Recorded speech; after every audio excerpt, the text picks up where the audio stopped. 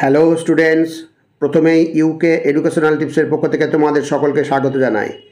বিদ্যাসাগর ইউনিভার্সিটির 4th সেমিস্টারের Bangla major ও minor স্টুডেন্টসদের জন্য বাংলা সাজেশন হিসাবে ছন্দ ও অলঙ্কার 19 ও 20 শতকের কবিতা পাঠের ইউনিট 1 অর্থাৎ একক 1-এর ছন্দ থেকে বেশ কয়েকটি ভেরি ইম্পর্টেন্ট কোশ্চেন আনসারের পার্ট 1 আজকের ভিডিওতে তুলে ধরা হয়েছে। সুতরাং স্টুডেন্টস, তোমরা ভিডিওটির প্রত্যেকটা প্রশ্ন উত্তর গুরুত্ব সহকারে লক্ষ্য করবে। এগুলি তোমাদের আগামী সেমিস্টার পরীক্ষায় বিশেষভাবে হেল্প করবে। এখান থেকে তোমরা কমন পেয়ে যাবে। আজকে 2 নম্বর এবং 5 নম্বর মানের যে প্রশ্নগুলো দিয়েছি খুব ভালো করে দেখো। প্রথমে প্রশ্ন হচ্ছে, মাত্রা কাকে বলে? উদাহরণ দাও। একটি অক্ষর উচ্চারণ করতে যে সময় লাগে সেই সময়টুকুকেই বলে মাত্রা।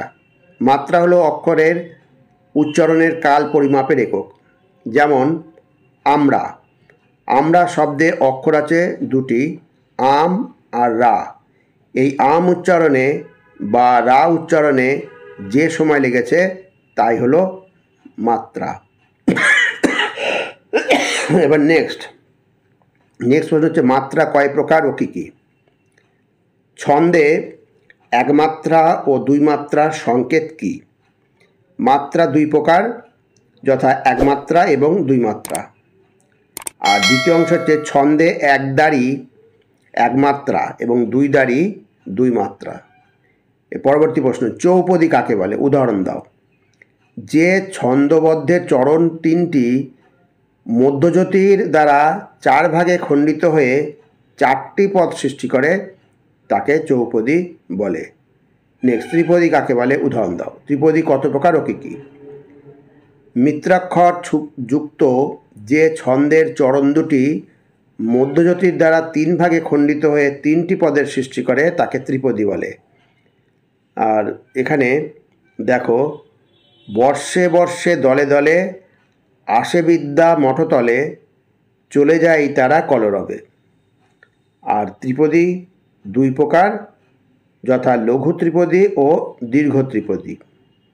এবার পরবর্তী 5 নম্বর প্রশ্ন, ছেদ কাকে বলে? আর একটা ইম্পর্টেন্ট প্রশ্ন। ছেদ মানে কবিতায় অর্থ পরিসমাপ্তি সূচক বিরতি।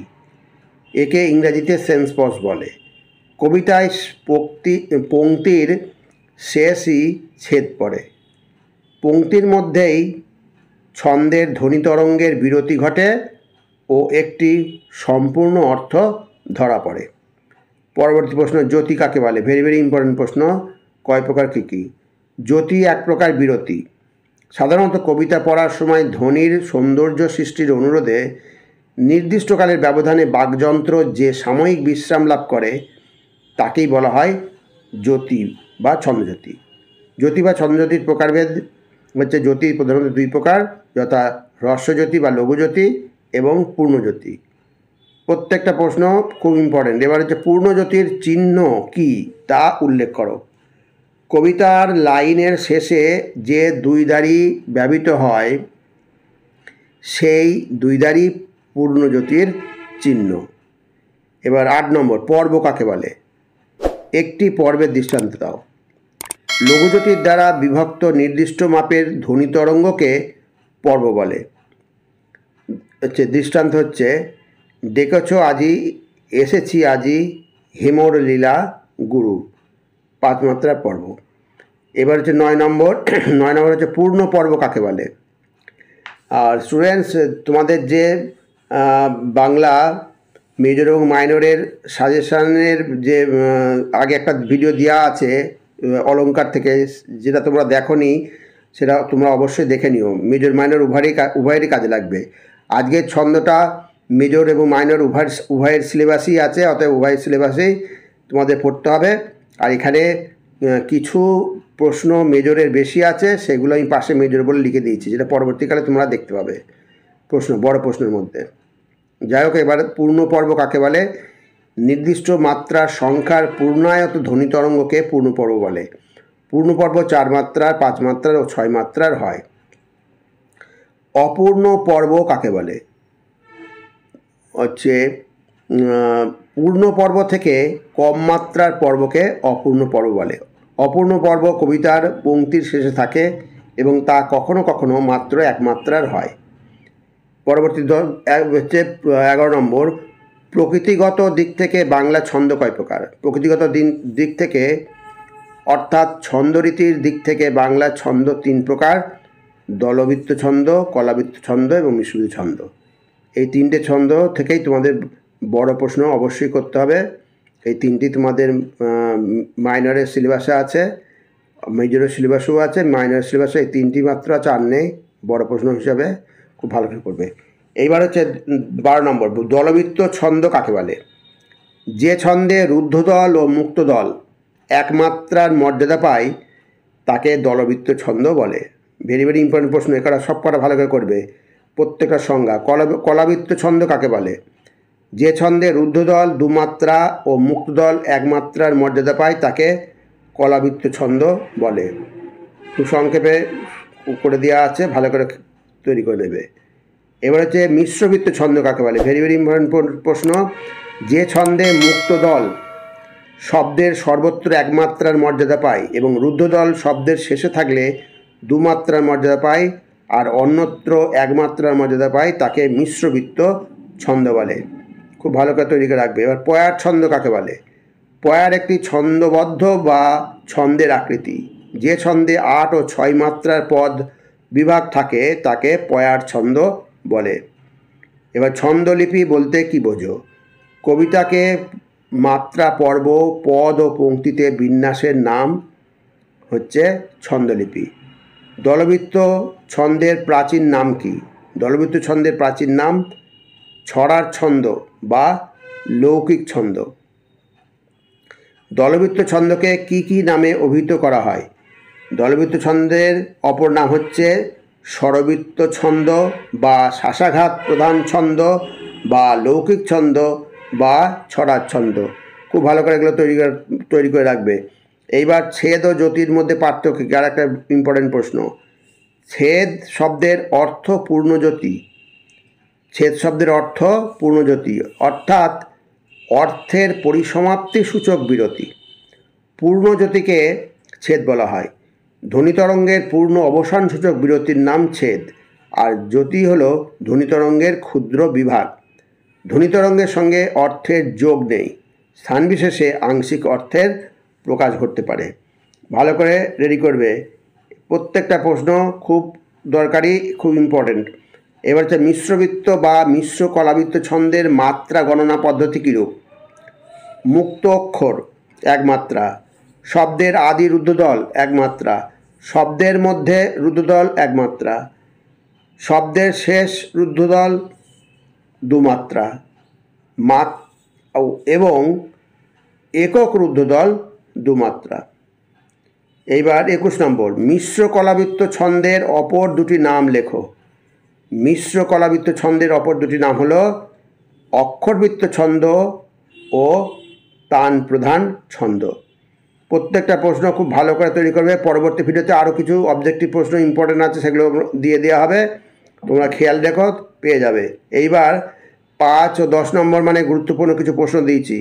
এই প্রশ্নগুলো অতি অবশ্যই করবে, এখান থেকেই তোমরা নিঃসন্দেহে কমন পেয়ে যাবে, এর বাইরে থাকবে না। এবার দেখো, প্রথম প্রশ্ন হচ্ছে দলবৃত্ত ছন্দের সংজ্ঞা দাও। দলবৃত্ত ছন্দের অপর দুটি নাম লেখো। এই ছন্দের বৈশিষ্ট্যগুলি উদাহরণ সহ আলোচনা করো। এই প্রথম 3টে প্রশ্ন মেজর মাইনর উভয়ই খুব ভালো করে করবে। এই 3টে বাদ দিয়ে কেউ পরীক্ষা হলে যাবে না। প্রথমে দলবৃত্ত ছন্দ, দ্বিতীয় হচ্ছে মিশ্র কলাবৃত্ত বা অক্ষরবৃত্ত ছন্দ বলতে কী বোঝো? মিশ্র কলাবৃত্ত ছন্দের মূল পর্ব সাধারণত কয় মাত্রা বিশিষ্ট হয়? উদাহরণসহ মিশ্র কলাবৃত্ত ছন্দের বৈশিষ্ট্যগুলি আলোচনা করো। ভেরি ভেরি ইম্পর্টেন্ট প্রশ্ন। এই 1 নম্বর, 2 নম্বর আর 3 নম্বর হচ্ছে কলাবৃত্ত ছন্দ। এই 3টে অবশ্যই মেজর মাইনর প্রত্যেক স্টুডেন্টরা অতি অবশ্যই করবে। এটা খুব ভালো করে করবে, এখান থেকে একটা প্রশ্ন কমন পেয়ে যাবে। কলাবৃত্ত ছন্দ কাকে বলে? এই ছন্দকে অন্য কি কি নামে চিহ্নিত করা হয়? উদাহরণসহ এই ছন্দের বৈশিষ্ট্যগুলি আলোচনা করো। তাহলে কি বললাম, 3টে ছন্দ, এই দলবৃত্ত, মিশ্র কলাবৃত্ত আর কলাবৃত্ত, এই 3টে অবশ্যই করবে মেজর এবং মাইনর উভয় স্টুডেন্টরা।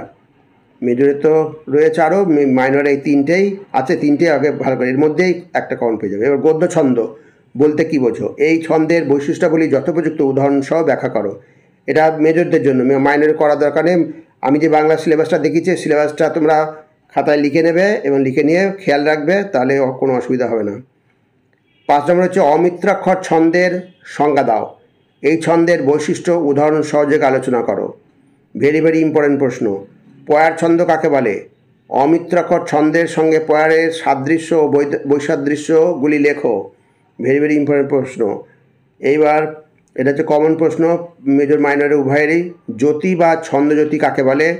জ্যোতির প্রকারভেদ উল্লেখ করো, জ্যোতির বৈশিষ্ট্যগুলি লেখো। নেক্সট হচ্ছে ছেদ ও জ্যোতি বলতে কি বোঝায়? ছেদ ও জ্যোতির পার্থক্য উদাহরণসহ ব্যাখ্যা করো। পরবর্তী 9 নম্বর হচ্ছে মাত্রা কাকে বলে? অক্ষরের মাত্রা কিভাবে গণনা করা হয়? অক্ষরের মাত্রার স্থিতিস্থাপকতা বলতে কি বোঝায়? উদাহরণসহ আলোচনা করো। আর 10 নম্বর প্রশ্ন হচ্ছে, এটা মেজর মাইনর উভয় স্টুডেন্টরাই করবে। পর্ব পর্বাঙ্গের সংজ্ঞা দাও। বাংলা ছন্দে পর্ব ও পর্বাঙ্গের গুরুত্ব কতখানি? পর্ব কত প্রকার হতে পারে? পর্বে পর্বাঙ্গ সন্নিবেশের নিয়ম কী কী? ভেরি ভেরি ইম্পর্টেন্ট প্রশ্ন প্রত্যেকটায়। এবার 11 নম্বরটা শুধু মেজরটাই করবে। পয়ারের শোষণ শক্তি কী? উদাহরণসহ আলোচনা করো। এইবার ছন্দলিপি নির্ণয়, এটা মেজর মাইনর উভয়কেই করতে হবে। আমি এখানে কয়েকটা এক্সাম্পল হিসাবে দিয়েছি, এগুলো তো করবেই, এছাড়া বাইরে বাদবাকিগুলো প্র্যাকটিস করবে, তা নাহলে অসুবিধা হবে। রানার ছুটেছে তাই ঝুমঝুম ঘণ্টা বাজছে রাতে। 2 নম্বর হচ্ছে বাংলার মুখ দেখিয়াছি তাই আমি পৃথিবীর রূপ। 3 নম্বর হচ্ছে মরিতে চাহি না আমি সুন্দর ভুবনে, বাঁচিবারে চাই।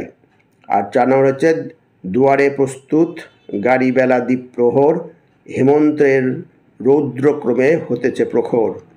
আমি এই কটা দিয়ে রাখলাম, এই কটা অবশ্যই করবে, আর এছাড়া বাদবাকিগুলো করবে। স্টুডেন্টস, আমি আবার বলছি, যে সাজেশনটা দেওয়া হলো ছন্দ থেকে, এখান থেকেই তোমরা কমন পেয়ে যাবে, সে বিষয়ে কোনো সন্দেহ নেই। খুব ভালো করে তৈরি করবে। আর স্টুডেন্টস, ভিডিওটা যদি ভালো লাগে অবশ্যই সাবস্ক্রাইব করো, এর সাথে একটা লাইক দিও এবং তোমার ফ্রেন্ডসদের মধ্যে ভিডিওটি শেয়ার করো।